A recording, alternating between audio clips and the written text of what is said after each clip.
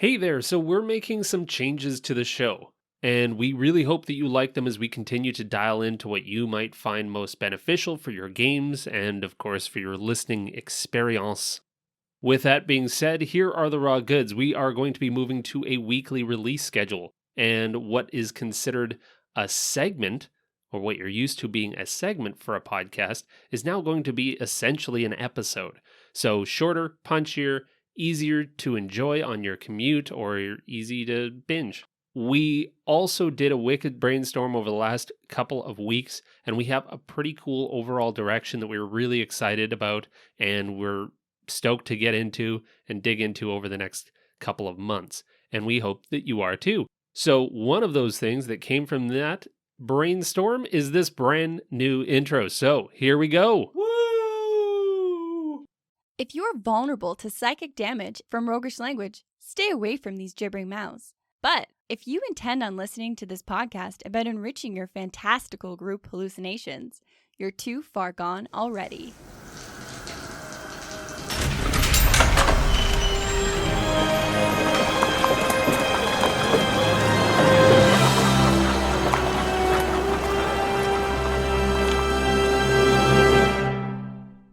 Welcome to the Hook and Chance podcast. Your next game is going to be hellish. And here's why. In this series of episodes, we are going to dive into Tiefling society. In episode 1, what does it look like when Tieflings band together? In episode 2, what does it feel like when Tieflings are cast out? And in episode 3, how do Tieflings incorporate their unique physiology into their lives? I'm Jordan. And I'm his brother Travis. So we love us some Tieflings. They're outcasts, they're underdogs, they're the others, and they're the badass others. Absolutely. There's very few races in Dungeons & Dragons that get horns and tails and cool skin and the ability to freak people out with magic. If you couldn't tell, Jordan really loves Tieflings. They can be anything you want them to be. To be fair, he came home today and he was pretty amped up. Yeah. So we're going to get a pretty exciting version of Jordan today. We'll see how long it lasts. If you have Tieflings in your world that are widely accepted and they have major communities that flourish in cool ways, I mean, that's awesome. Like, obviously accepted Tieflings are cool. The possibilities are pretty wild. But in D&D's Forgotten Realms lore, they're pretty well established to be generally hated. Yeah, there's not a ton of them. Yeah. They're untrusted. People are giving them the side eye. Yeah, they're generally just like, you don't leave a Tiefling around your child. Yeah. You don't leave it near anything valuable. Like, their devilish heritage puts them at a disadvantage in most social situations. People can get past a half orc, but a devil person? That's a hard sell. So really what we wanted to do today is talk about some of the other folks from real-world history that live on the fringes of society. And really, how did they cope? And how can we draw more rich and interesting experiences and backstories and ideas from those folks? So we're going to start off by kind of talking about the different ways that we can incorporate this all, and we actually worked this into a little bit of a story.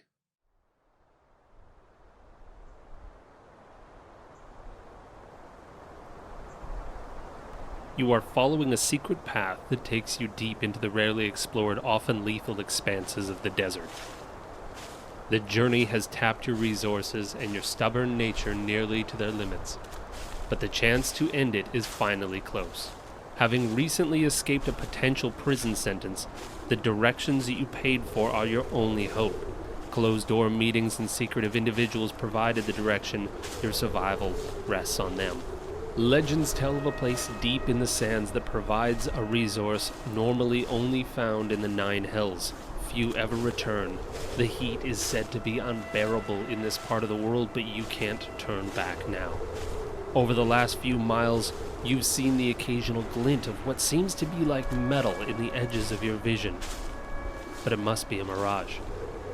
As you crest the next dune, a building is visible, but with every step up the dune, more is revealed until you behold the entire towering structure a vertical city amongst the sand. You trudge down the winding path, gravity doing most of the work for you with every step, as your fatigue has nearly capsized you. You're so close now, the path dotted with obelisks on either side leading to the gates. A voice booms from the top of the wall. What brings you so far from home to our refuge, across this deadly desert? Some shade, perhaps? A cloud of darkness forms about you, shading you completely from the sun. Welcome. Let's get you some water and some rest.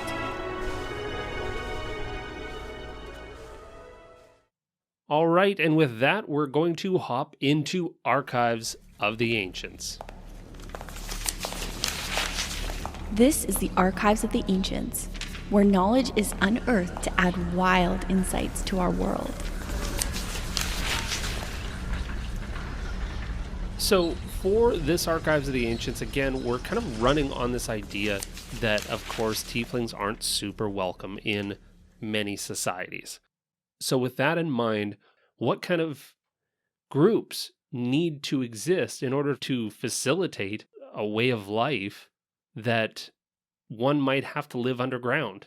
And we're not talking literal underground, like in No, D&D? not the Underdark, but like, yeah, basically not out in the open. Maybe tieflings are super not welcome, like extra not welcome. Yeah. So perhaps we're running on the idea that this is like a city full of really pious clerics that don't, welcome or enjoy the presence of somebody with a devilish lineage. They're just blaming all the bad stuff on them. Pretty much, yeah. So in doing all of this research about what that actually looks like, there came about some really interesting ideas and some structures built around clandestine underground governments and societies and structures that are required to basically facilitate that, to basically run an underground society. And there's different structures of those depending on the physical size of those societies. So starting with the smallest, which would be like one person underground. So what is required to do so? So we're talking about that tiefling that is getting out from the city, but it's really difficult to do so because everybody's looking for him. They're blaming something on him. They're trying to put him in prison, put him in jail. Sure. So, yeah, if you have this one escapee tiefling, let's say that they were accused of doing something which they obviously weren't. They're just the scapegoat for something else. The elderly are disappearing. Jesus. The tieflings are taking your grandma? Well, that's what they're saying. Tieflings took my Nana. But Nana really went off to become the leader of her own underground society. This narrative is getting really deep and complex. But anyways, yes, the tiefling is trying to escape the false blame. Okay, so you've got this tiefling, and this is actually seen in the real world in a great example of, let's say, a convict. Convict recently escaped. Now, a lot of convicts who might escape prison, if they don't have some kind of connection above ground, so we're going to consider them underground at this point. They're now escapees. They can't really just walk in any old grocery store to get their necessities. They now are underground. So you need somebody above ground to facilitate that, to facilitate getting from A to B, because you can't just go to budget rental car and be like, I would like one of those Fiats, please. Mm-hmm. So there always has to be somebody on the surface. And so, consider like a husband and wife team or something like that. Husband escaped from jail. Now the wife is out there interacting with all of the people on the surface within society that you would need things from.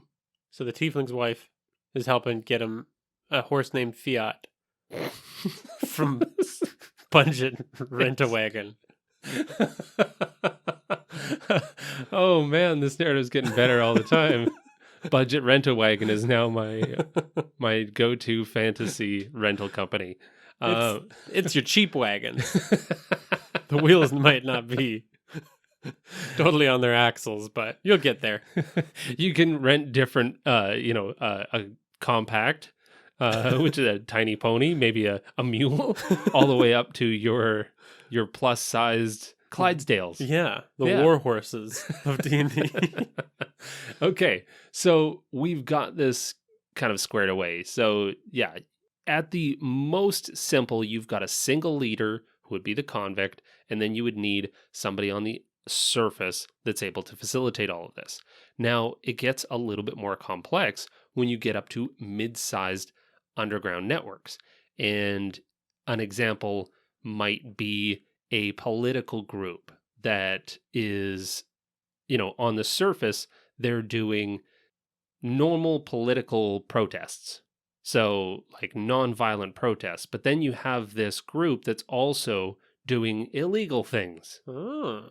So, this now requires more than just what one person is able to do. So the Tiefling's wife, Susanna, Susanna is yes.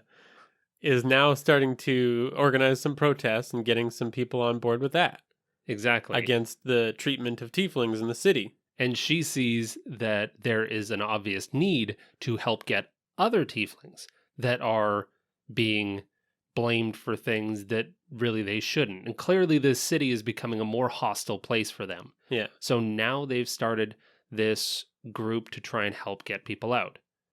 So you have the tieflings that can't be seen on the streets, Mm-hmm. and they're the underground society. They're the underground network. And so you would have this there might be a leader, there might not be there might be a few leaders, but all of them are able to openly contact one another. So they're kind of like together. No real structures have been formed around how certain contact is made between everyone underground. This has a disadvantage because if you were to capture one of those people, they now put everyone else within that group at risk. Mm. And so you can't really grow above like 5 to 6 people in an underground. You would just call this not necessarily a network. Because you were saying that once you get above 5 or 6, that's where the trust starts to break down. Like you can't trust a group of more than that. Not that you can't necessarily trust, but that it's just really hard to keep secrets. Yeah. Because you've got 5 or 6 people out there all kind of doing their different things. But if they're coming and going from any place, like the likelihood that will succeed becomes exceedingly low. Yeah. So then on the surface level, you have 5 or 6 other individuals that are acting as those surface contacts. And they're all kind of co-mingling as well. They're all able to talk to each other openly, but each one of them, this is where it gets a little bit more complex. They start to have specialties. So now each person involved in the above ground dealings has some kind of specialty, and they're including other people. They're connecting with other people that can't necessarily know about the underground network, but that might be allies. So they're booking more budget rent-a-wagons. So Susanna's buddy, Gary, is opening his own budget rent-a-wagon chain. So that's his specialty. Sure. And that he can get another people out. person has a specialty in procuring passes, city passes or something like that, gate passes. All the paperwork that you need Yeah. to leave and come into different cities. Another person is really good at finding funding and money from other places because more money is required. Another person's baking keys into cakes. It's just a baker in that surface network. So exactly, like everyone has their specialty, but again, they're all kind of commingling. So if any one of them is compromised, now you have problems. So with that all being said, a really kind of cool example in history was German siblings Hans and Sophie Scholl. If you haven't heard of them, they actually led a youth resistance or a college-age youth resistance in Nazi Germany. And they were 2 siblings that founded the White Rose.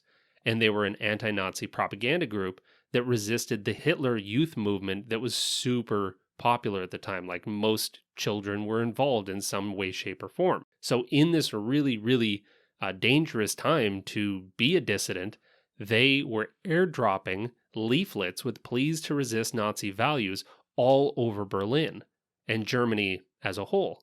So they got away with this for a long, long time, but they required their surface level people, like printers. They couldn't even be seen on the streets. Once it was identified that they were Doing this, yeah. anybody associated with the White Rose would have been apprehended. And there was only 6 of them. But they stayed uncaught for a long time. And the only thing that kept those surface co-conspirators and the underground co-conspirators safe, if you think about all of the other functions that were really required, if you're airdropping, you need planes, you need printing, you need all kinds of stuff. You need to source all of this without necessarily compromising the underground network. So that's where that surface network becomes so important. You need cakes. You need cakes. You need cakes with keys. No matter what the application, everyone needs key cakes. That cake maker is in high demand. And the only reason that this worked in the long run was that Hans and Sophie Scholl chose death over giving up some of their co-conspirators. They were actually condemned and killed by guillotine. Jeez. So this gets a little bit wilder when you amp up the size of the organization. To round this all off, bigger organizations, you make them really big. Now we're talking about the size of the complexity of, say, the CIA. The CIA is a perfect example of the largest level of underground and above ground networks. So if we're turning Susanna's efforts into a bigger organization, then we're saying that maybe she gets out a bunch of tieflings from the city. They all start to gather in some place, maybe in the desert, start to set up a community. And over a couple of decades, that turns into its own hidden city of tieflings that are now running all kinds of operations and continuing to serve their original cause. Totally. So once you get up to that size, you can't go unseen anymore. So now, usually these organizations will take on more of a public face. They'll seem a lot more legitimate. Not to say that anything that uses an underground network isn't illegitimate, or is illegitimate. You're really twisting your words there. What are you trying to say? Are you legitimate or not? So at its most basic foundation, and this is why the CIA is a great example of this, is that you have a public face that operates with a hierarchy that looks very similar to any business. And so at this size, you kind of need that to make this scalable and sustainable. Yeah. And then underground is where it gets really, really interesting. And again, going back to the CIA example, in the CIA, you have the top few people in the above ground network who are able to communicate to the underground. That limits the risk in communicating with that underground network. Now, on the underground network side, you might have 1, 2, or 3 leaders, and each one of those leaders will communicate to cells. So, underground network needs cells. Why? Because of that rule of above 5 or 6 starts to get risky? Yeah, above 5 or 6, and now all of a sudden it's hard to keep secrets. So each one of these cells will operate and it has a specialty, whether it's recruiting or intelligence or propaganda or whatever the case may be, whatever the underground network is actually necessary to do, each one will operate in separate cells. Those cells won't communicate with one another because it's too risky. They'll only communicate. One leader from each one of those cells will communicate to a leader that is organizing the entire underground. And then one of those leaders are the only one that communicates to the above ground network or the legitimate side. So in the case of tieflings, now all of a sudden you've got tieflings that are escape experts that are helping inside the city to get people out. They've got contacts, they've got corrupt guards and city officials on payroll. Exactly. You've got, on the surface level, you would have to set up some kind of business. Maybe it is budget rent-a-cart. Yep. Because now we have a reason to be moving in and out and going here, there, and everywhere.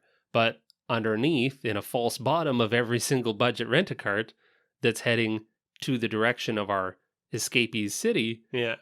so we've got this really cool system above ground that looks totally legitimate. Yeah. Leonard's Cakes.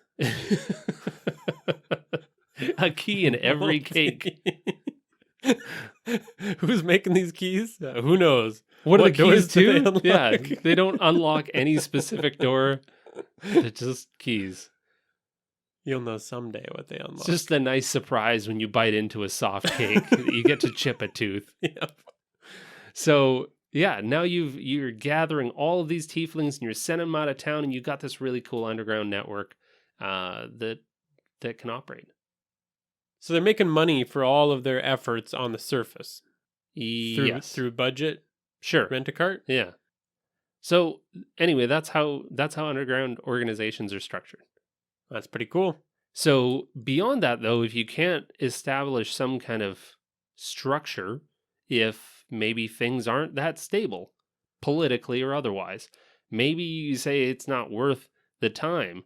Your tiefling doesn't have the time to figure all this stuff out, to live and work within the city or nearby the city. They just want to peace out. So now this is where you get into another direction that people have gone historically in order to escape being unwanted or being persecuted in a certain area. You've got a nomadic lifestyle. So Chorgwump gets out of the city. Chorgwump the tiefling. Jesus. And he says, I don't want to work for this huge organization and be part of their system. That's just like the system that I got out of. Sure. I want the open road. So you've got in a nomadic setting, a really good example would be, if these tieflings banded together and they said, you know what? No, we want to kick the shit out of the people that are persecuting us. So this is where you get into Attila the Hun as a really cool example of a nomadic people. So they formed a militaristic society all under Attila, and he was the leader, and this had a very org chart looking system as well. But they traveled around, and that was how they kept organization and structure to their lives, is they had essentially people military, like every Hun was a part of this. Chorgwump the Destroyer will seek vengeance on those that wronged him. So what's really interesting about the Huns is that they were so powerful, they were attributed as being the major catalyst in the fall of the Roman Empire. And if you remember back to our barbarian episode, this is where the term barbarian came from, the barbar. Just a label for those they wanted to paint in a uncivilized light. Yeah. So the Roman Empire is expanding, and they're pushing into Asia, and they were just like, no, we're not really having this. So instead, we're going to kick the living crap out of you. So this was actually cool because, as usual, history is written by the powerful. Mm-hmm. And so they were painted as incredibly brutal, super savage, barely even people, according to historical records. Yeah. However, Perseus of Parnum was a Roman who actually wrote and depicted the Huns in a much more positive light, because Perseus actually went and met them and had dinner with them, had dinner with Attila the Hun, and just hung out with them within their settlements for quite some time. And his depiction was very positive in terms of the way they lived. So it's kind of believed by historians to be that this was essentially a smear campaign against the Huns. The fact that they were just these, and I'm sure they contributed to a lot of deaths, because they were trying to push the Romans back into their own territory. Yeah. So they just sacked village after village after village of Romans, and it was all of their attempts to push the Huns back and deal with this huge problem that they were becoming that pretty much tanked the Roman Empire because they were spread so thin. So clearly they were aggressive, but they weren't like the literal monsters that they were made out to be by the Romans. Well, and I They're think still this can... people that... Yeah, exactly. And I think that this can work into games in a really interesting way because you might have, smear campaigns against Tieflings. Mm-hmm. How much of it is really true? What do people believe? On which side do they sit that they actually do start to believe this stuff?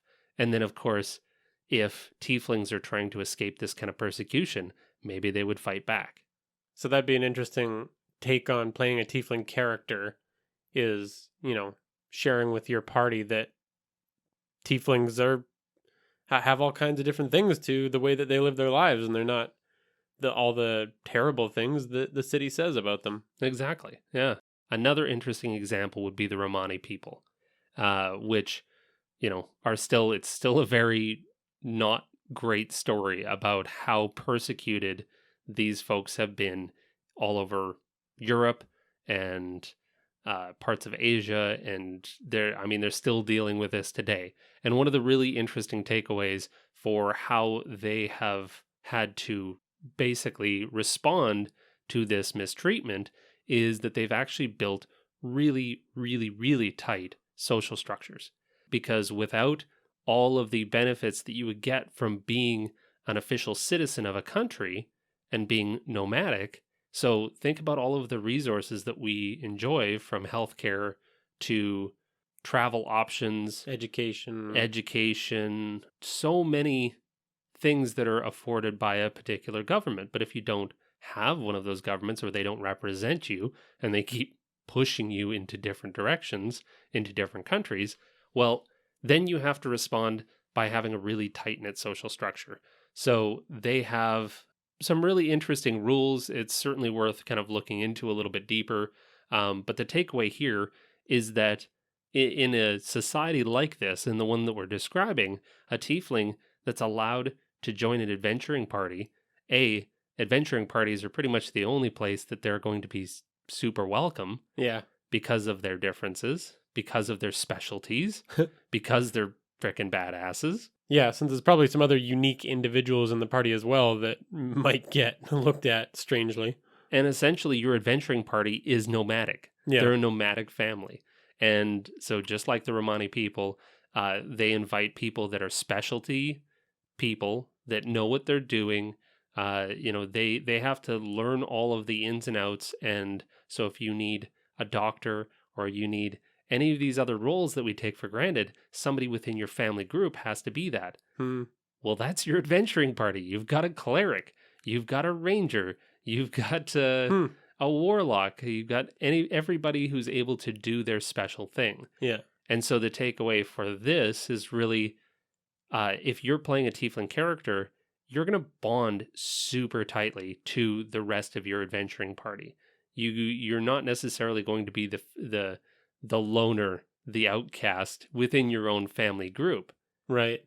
And maybe that's part of your character arc, is you start there, but you very quickly form those familial bonds that make the Romani people so strong in the face of all of this adversity that they see. You'd be a lot quicker to, like you said, get over that brooding, quiet persona that you might start with. Yeah, because they have a really cool, colorful culture. The final response to being othered in terms of a society and things like that is the exclusion of everybody. When no other option is available to you, you just say, screw all y'all, I'm going where you can't find me.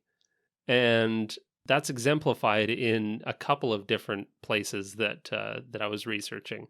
So the first place is the Siwa Oasis, which is a very small town, a very small community, and it's in the middle of the empty Saharan desert. Like, the vast middle of the empty Saharan desert is a remote village that can only be reached by overnight bus. And it's overnight for obvious reasons, because you're not traveling through the Sahara and scorching hot. Because a bus in a regular city is hard to get and pretty toasty. My tires done melt. So yeah, only only in the last couple of years here where they figure out how to build a solar power plant, and they erected this in the town to provide the town electricity because they didn't have it up until very recently.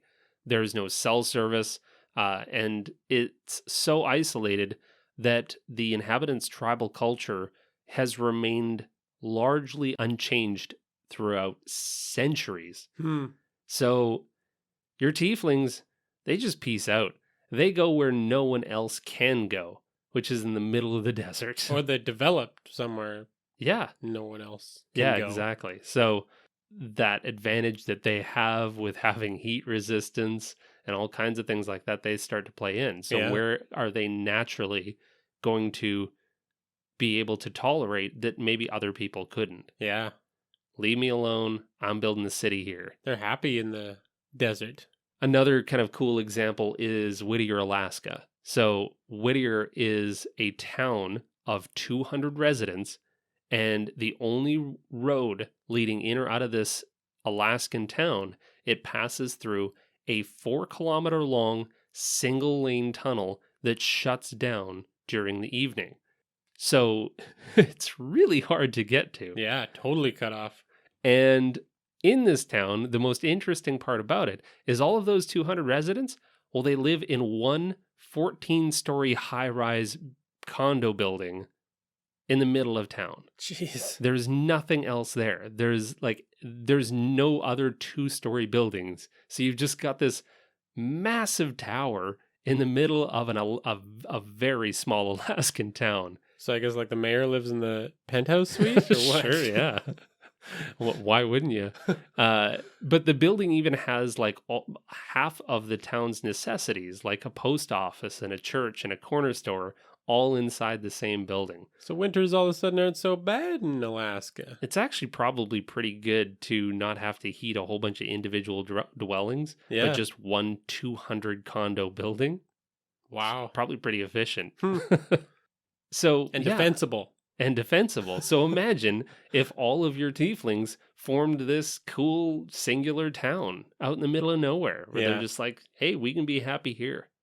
Or if they kept going with it, it turned into a Judge Dredd style city. Hell yeah. Peach trees. And then your character is that Judge Dredd. Oh boy. Nice. Play that campaign. Yeah, basically the major takeaways, you've got structures of clandestine and secretive organizations, and maybe you can use them to keep your fantasy secret society. Maybe it doesn't even relate to tieflings. It's just, hey, does your party want to form a secret society? This is how it has to be structured depending on the size. Or even, I can really see it helping, even if I don't flesh out everything about an underground society. Like in a lot of games, there ends up being gangs or groups of villains, and it's like when one thug gets interrogated, oh yeah, then I can pretty quickly logically figure out like who they know about without losing my mind and trying to like figure it all out on the spot. Well, and hopefully that helps kind of map out an organization, because again, like I said, the party captures one thug and they can just detail out the entire organization. Right. But that's not really how that works. You know, you've got those cells and maybe they can only give you one other person. So it just adds that extra level of complexity and realism to a criminal organization or something like that. Yeah.